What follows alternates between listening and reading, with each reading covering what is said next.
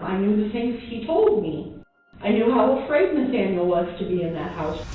He had night terrors for at least a month. We'll try to protect you so you don't get hurt anymore. How many people were in your house that night? 2. I fighted back. I holded myself up as hard as I can. I ended up sick to my stomach. That's horrible. You don't do something like that to a child. Oregon, Illinois, February 17, 2021. At approximately 2:35 a.m., 911 receives a desperate call for help. A woman says her son isn't breathing. Oregon PD rushes to her home located on the 400 block of South 10th Street. When they arrive, 34-year-old Sarah Safranek tells police she woke up in the middle of the night to go to the bathroom. On her way back to bed, she stopped in to check on her 7-year-old son, Nathaniel Burton. When Sarah leaned down to kiss his forehead, she noticed he was cold, his skin was blue, and he wasn't breathing. Sarah directs police to her son's bedroom, where officers find Nathaniel on the floor next to his bed. His father is administering CPR. Paramedics arrive and transport Nathaniel to a nearby hospital. Sadly, it's too late. An hour later, at approximately 3:25 a.m., Nathaniel is pronounced dead. Later that same morning, as the sun rises and news of Nathaniel's death makes its way through this small riverside town, the community is in shock. Was it a freak accident? What caused this seemingly healthy young boy to die so suddenly and unexpectedly? February 18, 2021. The next morning, the county coroner performs Nathaniel's autopsy. The results are bone-chilling. Nathaniel's death was no accident. He was suffocated to death. Nathaniel's death is ruled a homicide. Detectives obtain a search warrant for the house and call in the Illinois State Police Crime Scene Investigations Unit to process the scene. During the search of Nathaniel's bedroom, investigators note something odd. There's no sleeping pillow on his bed or in the room, just a donut-shaped pillow on the floor. When they remove the bed sheets, they make a grisly discovery: bloodstains on Nathaniel's mattress near where his head would lay. Outside, investigators search the trash and find bloody tissues inside a garbage bag. But it's what they don't find that sets off alarm bells. There's no evidence of a break-in or an intruder. The only 2 people in the house when Nathaniel was murdered were his mother and his father. I want to make sure you understand your rights here before you talk to me, okay? Because you don't have to talk to me. I think it's really important that you do, but you don't have to. I can't. I'm not going to hold you down and make you talk to me, okay? That's not what this is about. I want you to talk to me, and I want to be able to tell you some stuff. So when we're done here, we have a much clearer picture of what happened. Okay. At the police station, a detective sits down with Nathaniel's father, and he doesn't mince words. Okay, so your son was suffocated, okay? The pathologist, that's the doctor that does the autopsy and then gives the results, says that didn't happen on his own. He was suffocated by somebody else. There's only you and Sarah in that house. Let me ask you first, did you suffocate your son? No. Okay, so you are in an incredibly tough position right now, okay? You're here in this spot in between your wife that you love and your dead son. But in your mind, you know if I didn't suffocate him, she did. Okay, I get cause of death is suffocation, but is there a possibility he possibly did that himself? No. The detective asks Nathaniel's father to walk him through his son's final hours. After dinner, he was playing with the dog for a little bit. Between 8:30, he usually goes to bed. Okay. I read him a book. Okay, so you go into the bedroom and read him a book. Yeah, I read him a book. So 8:30, you read to him. Did he fall asleep while you're reading? No. No. I usually tuck him in. He gives me hugs and kisses before bed. And Okay. So then, he was still awake, you leave the room, lights off, you shut the door, keep it open. I keep it open a little bit usually so some light goes in there. After he said goodnight to his son, Nathaniel's father joined Sarah in the living room and they watched TV together. Around 9 p.m., he says he left Sarah in the living room and went to bed. So then, you go in, you go to bed, you fall asleep. 9:30, somewhere around there. What's the next thing that you remember happening? I'm getting woke up at like 2:30 in the morning. He's not breathing. Okay. How is she? Do you hear her from the bedroom yelling, or she comes in? I opened up my eyes and she's like right at the doorway. He's not breathing. Okay. He says he grabbed his cell phone and ran to Nathaniel's room. That's where I saw he was pale and turning purple. Unaware that his wife was already on the phone with 911, he called 911 too. So I pull him off the bed, like I was instructed on the phone, started CPR. Tell whoever showed up. So from 9:30 to 2:30, you don't know what happened between Sarah and your son? No. Okay. All I know is what happened from the time I got up to now. The detective senses he's not being completely forthcoming, but for now, Nathaniel's father is free to leave. He turns his attention to his other prime suspect, Sarah. Okay, Sarah, I know what happened that night, okay? I feel bad for you that it happened, but I know what happened. And now's our time. We gotta talk about this and figure out why this happened. This is trying to depend on my husband or my health. Let's say that again. I said, is this trying to depend on my husband or my health? Well, okay, well, that's kind of the situation we're in, where your son died due to suffocation. Okay, he died due to suffocation. How many people were in your house that night? 2. Okay. Sarah, we have to be honest about what happened here and explain it to me. I'm here to listen to why this happened. Explain it to me, Sarah. I know you want to. This is a big I wanted weight. him killed my son. Then how did this happen? I don't know. I know. That night before bed, I tickled him. He was fine. My husband read him I a know. book. I know. Everything was fine. I know he was fine up until he wasn't. Up until somebody went in there and suffocated him. I did not hurt him. Sarah, don't do this to yourself. I'm gonna need to get in the attorney because I did not hurt You him. want an attorney? Yes, I do. Okay. At this point, police have to let Sarah go. Then Nathaniel's paternal grandmother comes forward, and what she reveals blows the lid off the investigation. Okay, so obviously you know what we're here talking about today. So the autopsy was done yesterday, and the preliminary cause of death is suffocation. That feeling bad. Tell me why you're not surprised to hear that's the cause. Nathan has told me several times. Mama comes in, puts a pillow over his face, and where he can't breathe. Like when he's in bed? Yes. She has been known, he's also said she jumps on him, and she's a big woman, Yeah. and he can't breathe. Okay. So was this like during the night? While Daddy's sleeping. So he said, well, Daddy's sleeping, Mom Yeah. comes into the bedroom and puts a pillow on the head. Right. Okay. That's not all little Nathaniel confided in her. So, but yeah, the bathtub, Daddy had to pry Mommy off of me because she was trying to drown.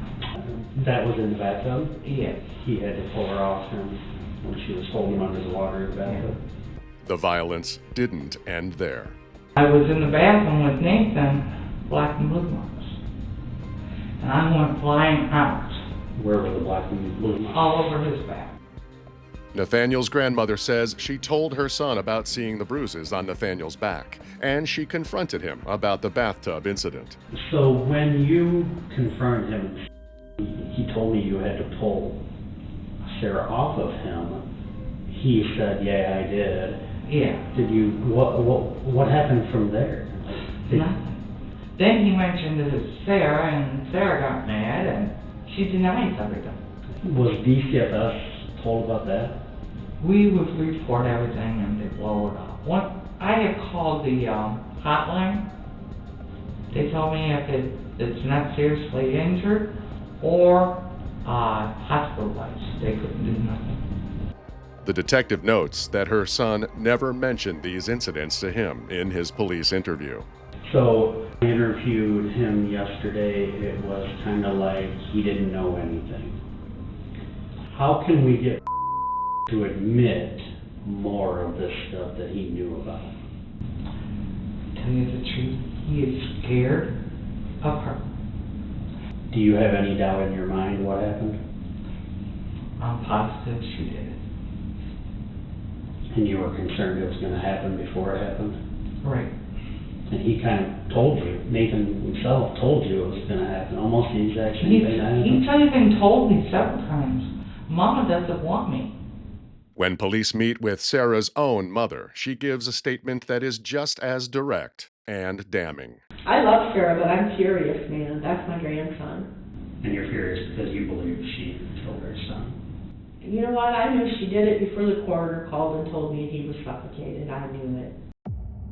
He said, sometimes Mommy comes in the room and she sits by me like she's smothering me. And I said, what do you mean? He said, sometimes with the pillow. He said, sometimes she's got a blanket around her and she leans on him.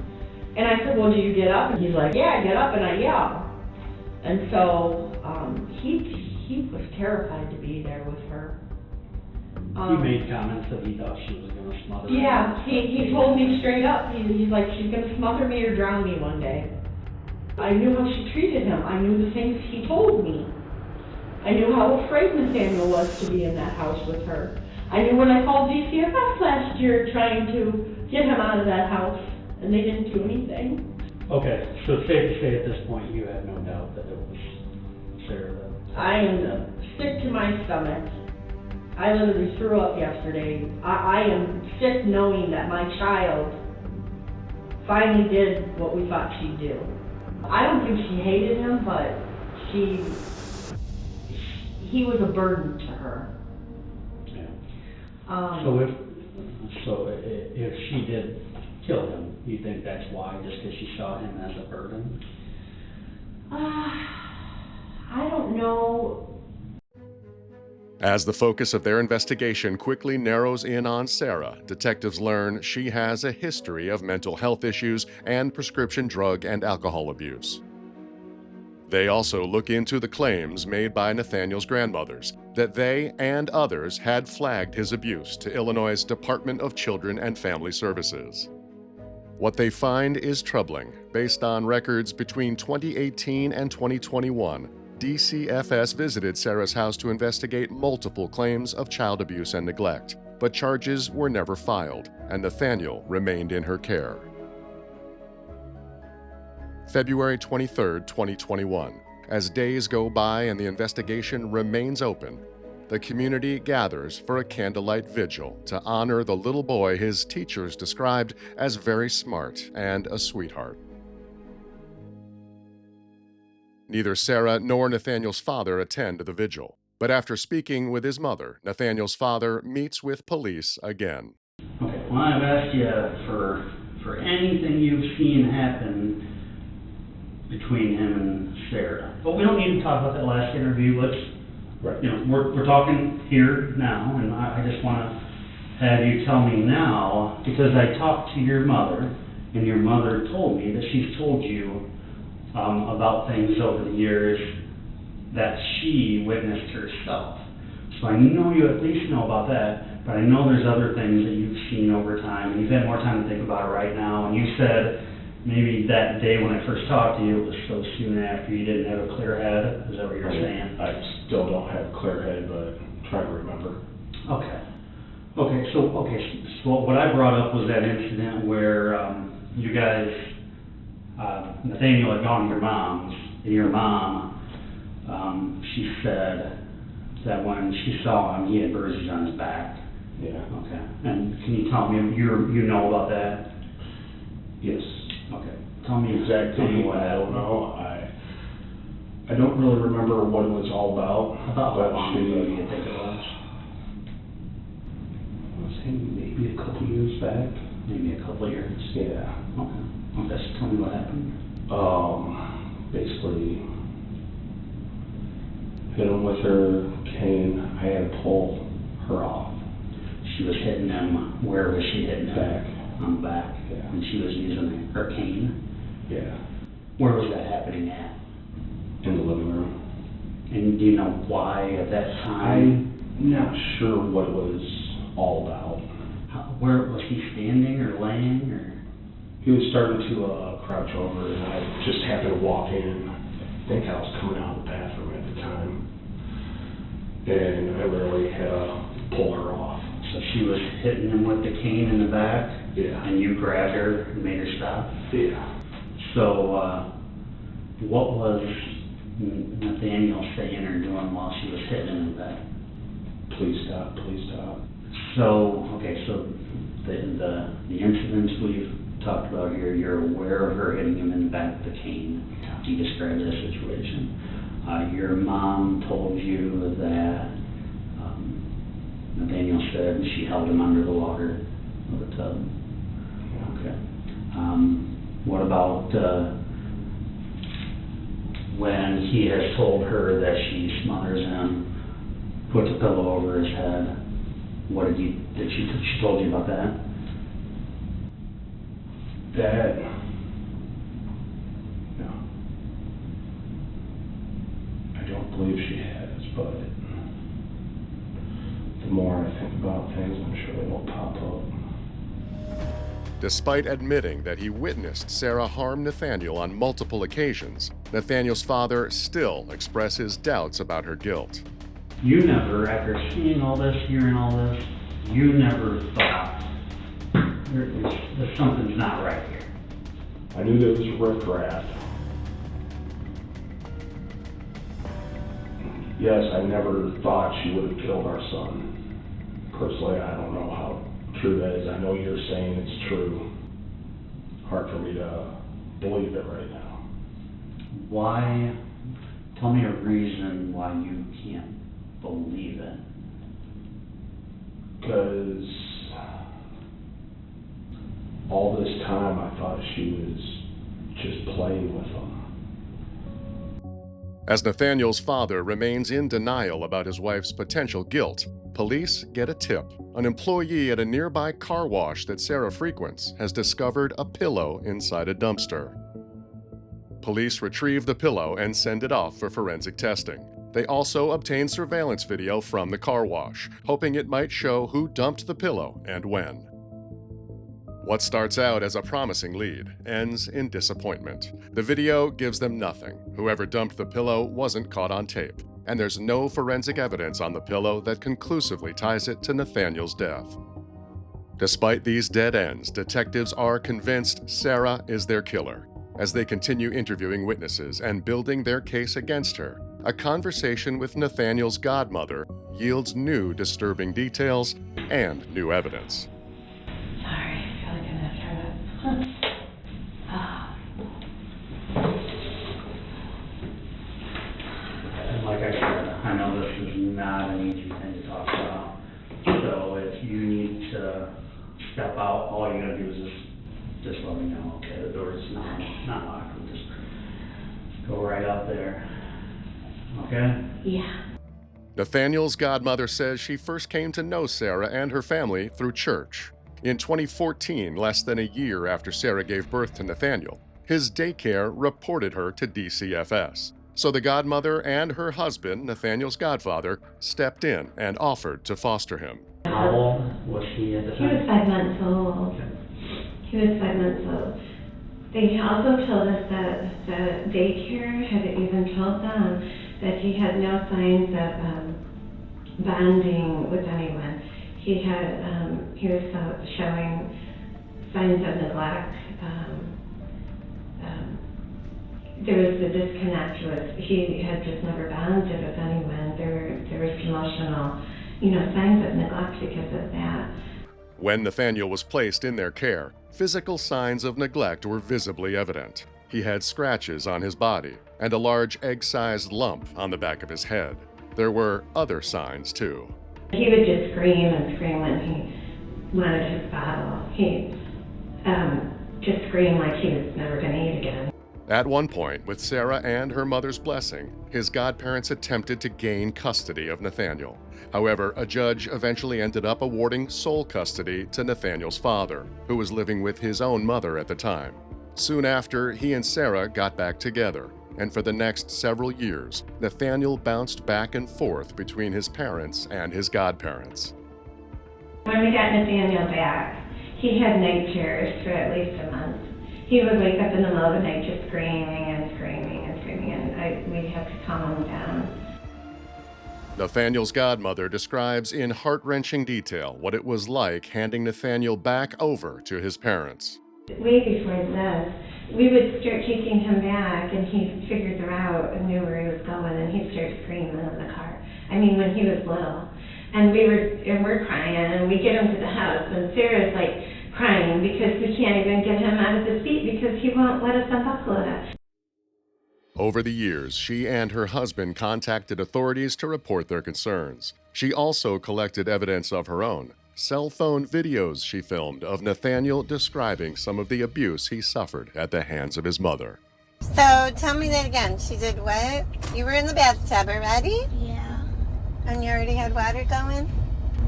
I turned it off. Yeah. And then what? She came in there? Yeah, and she tried to get me to not breathe. How? She grabbed my neck and she tried to put my head underwater. Put your head underwater? Yup. And what did you do? I fighted back. You fighted back. I holded myself up as hard as I can. Well, that's horrible. You don't do something like that to a child, do you? Yep. No, I'm confused. What really happened? So what did Mama Sarah do to you? She slapped me, punched me. She slapped you and punched you? Yeah. Where at? In the leg? No, here. In your face? And then she punched me here. Ouch. Did you cry? Yeah, I cried so loud. Did you? Did she say she was sorry for hitting you? She didn't say she was She sorry? just walked away and got back in the front seat of the car and drove. Oh, okay. What, did you have lumps on that for a couple days or just Only did it go for away? one day. One day and then it went away? Yeah. Yeah. Was it like right here or by No, your ear? here. Oh, in your jaw. Yeah. But All don't right. tell anyone. Why? Am I not supposed to tell anyone? Yeah, because you'll get everyone in trouble, and I'll get in trouble, and then I'll be more hurting. Oh, is that what she told you not to tell anybody? Yeah, Oh, okay. but I don't care because I have to tell the truth. Do you? Okay. But don't tell her Well- because she'll be so mad. Yeah. Well, Papa will try to protect you. Okay. We won't tell anybody, but we'll try to protect you so you don't get hurt anymore. Is that the only thing she's done to you since you were here last? I forgot. Okay. Okay. That's fine. Well, we'll just have to pray and hopefully Jesus will get you here sooner than later, right? Because he's working it out, right? Is he working it out? Never. He's never gonna work it out? Well, you know Mom and Papa love you though, right? And we don't hit on you. Do you like it here? You like being here? What's Wow. Do you like being here or no? Obviously. Obviously. The videos are undeniably incriminating, but there's more jaw-dropping evidence to come. During their search of the crime scene, police seized Sarah's cell phone.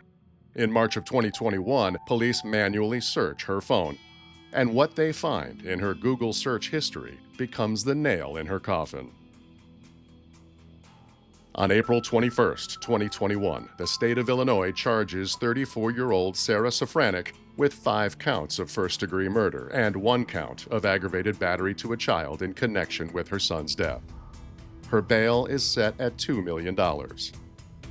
Despite questions surrounding whether he knew his wife was violent and abusive towards their son, prosecutors opt not to pursue any charges against Nathaniel's father. Unable to make bail, Sarah remains in jail awaiting trial. Despite the mountain of evidence stacked against her, she maintains her innocence. In May of 2021, she writes a letter to one of the detectives stating, "You have the wrong person in custody." She points the finger at Nathaniel's father and says, "My children are my world. I did not kill my son." 4 years after Nathaniel's death, she changes her tune. On November 15, 2025, Sarah Safranek pleads guilty to murdering her son. A judge sentences her to 35 years in prison, followed by 3 years of mandatory supervised release. Finally, there is justice for Nathaniel Burton. But it's a hollow victory. His life was the price paid for it. For years, Nathaniel pleaded for help. He even predicted his own cruel fate. In the end, no one came to save him. If you or someone you know suspects a child might be the victim of abuse and/or neglect, help is available 24 hours a day, 7 days a week via the Child Help National Child Abuse Hotline. Call 800-422-4453 or text BEGIN to 800-422-4453 or visit www.childhelphotline.org.